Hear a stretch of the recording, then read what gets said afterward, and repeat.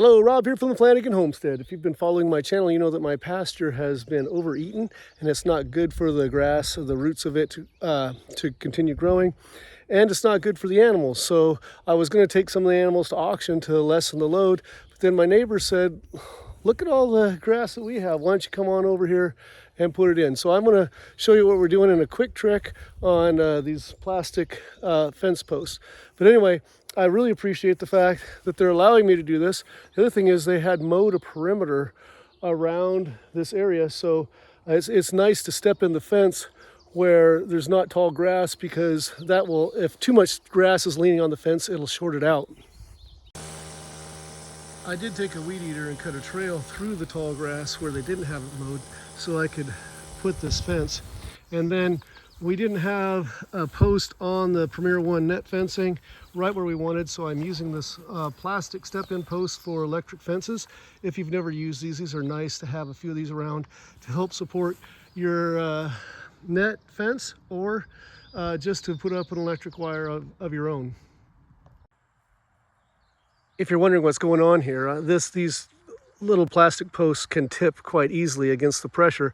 So I have a baling twine tied to another stake that's over here. Actually, to do this, to apply physics properly, I should have tied this right to the ground, because then this fence post won't be pulling over as well. But this gives us enough strength. One of the things that I've noticed when I'm working with new people on these fences, these are designed to slide electric fence wire in here, and there's little pins here to keep it from coming back out. And I've worked with people just trying to get it back out when we're changing it, and it's hard to lift up and get through there. So what you need to know is the easiest way to do it is just grab the wire, go over the top and pull down, and it goes through. That's much easier than trying to lift it up.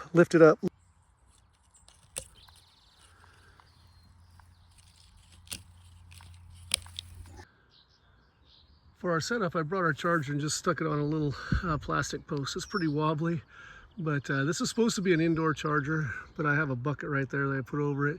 It hasn't been raining. It's not going to rain for quite some time. There's no irrigation out here, so it's not going to get affected by the elements. If you want a good charge on your fence, you need a good ground rod. You need good ground. They're supposed to be 8 feet long, but I took an 8-footer, cut it into 2 pieces. There's one piece here. The wire runs along another piece there.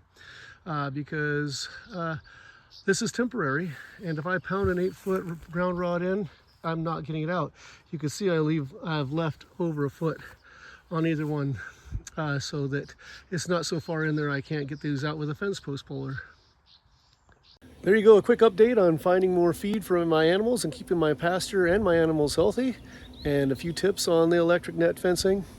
Thanks for joining me on the Flanagan Homestead, where Christmas trees are my business, teaching and cleaning horticulture is my job, and outdoor projects are my passion. Hope to see you again soon. Be blessed, everyone.